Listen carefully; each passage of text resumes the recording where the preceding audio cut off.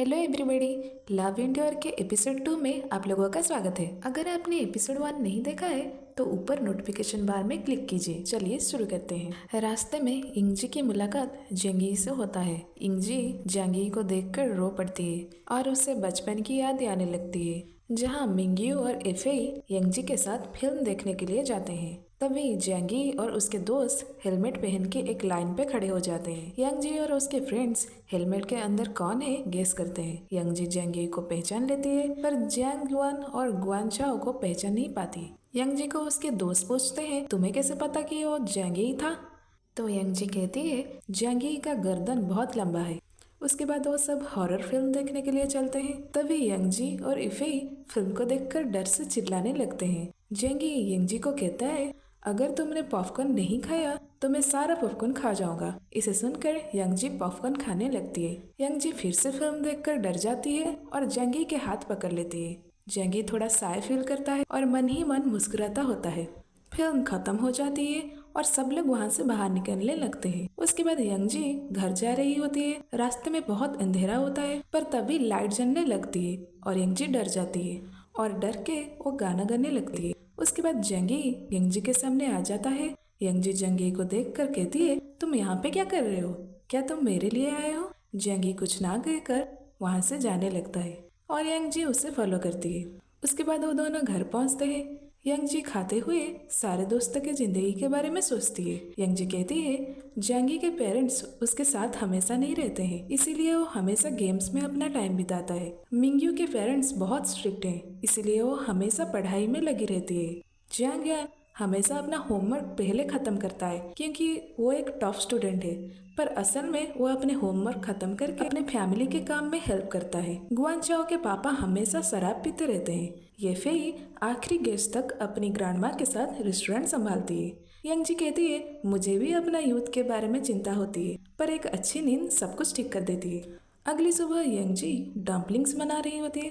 तभी उसके दोस्त वहाँ खाने के लिए आ जाते हैं। वह सभी एक टेबल में बैठकर खाने लगते हैं। यंगजी जानबूझकर जंगी को टमाटर दे देती है क्योंकि जंगी को टमाटर अच्छा नहीं लगता है। यंगजी सबको पूछती है, जंगी को टमाटर क्यों नहीं पसंद है? तो यंगजी के पापा कहते हैं, जब जंगी 8 साल का था तो उसके पापा उससे मेरे पास छोड़कर अपने काम में गए थे, पर मैं डेटिंग के चक्कर में जंगी को घर में खाना देना भूल गया था। तभी जंगी भूख के मारे वहाँ रखे 2 पेटी टमाटर खा गया और उल्टी करने लगा।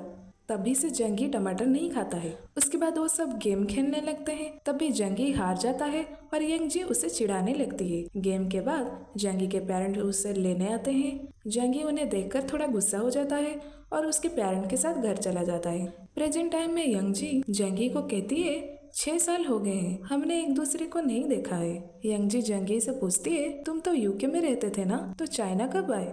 दरअसल गुआन चाओ ने जंगी को मैसेज भेजा था और लिखा था कि मैं अगले महीने शादी कर रहा हूँ, क्या तुम आना चाहोगे? जंगी गुआन चाओ को कोई रिप्लाई नहीं करता है, पर तभी यंगजी जंगी को मैसेज करके गुआन चाओ के मैरिज के बारे में बताता है। ये देखकर जंगी थोड़ा सोच में पड़ जाता है। उसके बाद यंगजी ने जंगी से कहा, मैं तुम्हें किसी से मिलाना चाहती हूँ। जंगी पूछता है, किससे मिलना है?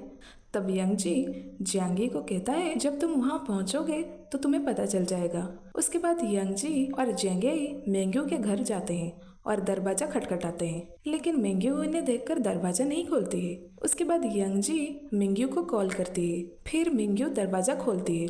वो दोनों मिंग्यू के घर में एक आदमी को देखते हैं। वो आदमी मिंग्यू से पूछता है, ये लोग कौन है? तो मिंग्यू कहता है कि ये लोग मेरे फ्रेंड हैं। यंगजी उस आदमी को देखकर मिंग्यू को कहती है, हम लोग फिर किसी टाइम में आ जाएंगे। तो वो आदमी कहता है, तुम लोग काफी समय से एक दूसरे से मिले नहीं हो, तुम लोग बात करो, मैं यहाँ से चलता हूँ। फिर मिंग्यू यंगजी और जंगी को घर के अंदर बुलाती है और सोफे पे बिठाती है। जंगी यंगजी से पूछता है, क्या तुम दोनों में कोई लड़ाई हुई है? यंगजी जवाब देती है, मिंग्यू और मैं तो बचपन से ऐसे ही लड़ते हैं। मिंग्यू उन दोनों को पूछती है कि तुम दोनों यहाँ क्या कर रहे हो? तो जंगी कहता है, यंगजी और मैं कोइंसिडेंटली एक दूसरे से मिले तो तुमसे मिलने चले आए। तभी यंगजी जंगी को फोन निकालने को कहता है और नंबर स्कैन करने को कहता है। यंगजी फिर कहती है, क्या हम सब गुआन चाओ के मैरिज में एक साथ जाएं? तो मिंग्यू कहती है, मैं मैरिज में नहीं जा सकती हूँ। तो यंगजी कहती है पर ये हमारे दोस्त गुआनचाओ के लिए एक खुशी का पल है, हम सबको जाना चाहिए। तभी जैंगी यंगजी को कहता है मैं भी मैरिज में नहीं जा पाऊंगा क्योंकि मुझे उस दिन कुछ काम करना है। यंगजी थोड़ा सैड हो जाती है और कहती है कि ठीक है पर तुम लोगों को मेरे घर में खाने के लिए जरूर आना होगा। अगले सीन में गुआनचाओ ग्रैंडमा के पास जाता है और कहता है मैं अपने सभी दोस्तों को अपनी शादी में देखना चाहता हूँ क्योंकि वो लोग मेरे सबसे अच्छे दोस्त हैं। तो ग्रैंडमा कहती है मुझे यकीन है अगर यंगजी मैरिज में आएगी तो उसके पीछे सारे दोस्त आएंगे।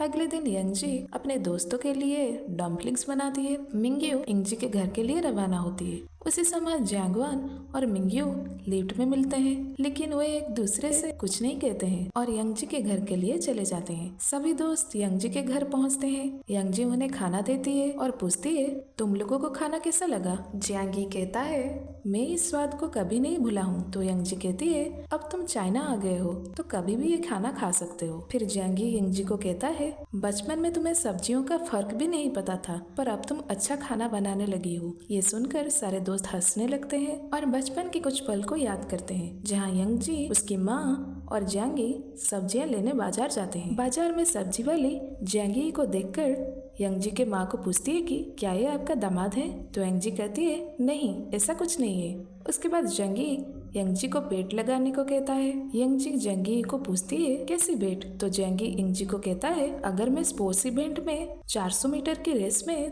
तुम्हें हरा देती हूँ तो तुम्हें मेरे सारे होमवर्क करने पड़ेंगे। तो यंगजी जैंगी को कहती है अगर मैंने तुम्हें स्पोर्ट्स इवेंट में हरा दिया तो तुम्हें टमाटर खाने होंगे। अगले दिन स्पोर्ट्स इवेंट में यंगजी रेस के लिए प्रिपेयर होती है और उसके दोस्त उसे जीतने के लिए मोटिवेट करते हैं। तभी यंगजी रेस के लिए जाती है पर वो हार जाती है। यंगजी के दोस्त उसे रेस हारने के बाद कहते हैं कोई बात नहीं, हार जीत तो होती ही रहती है पर हमें जैंगी को हराने के लिए गुआनचाओ को चीयर करना होगा। दरअसल गुआनचाओ भी इसी रेस में पार्टिसिपेट करता है।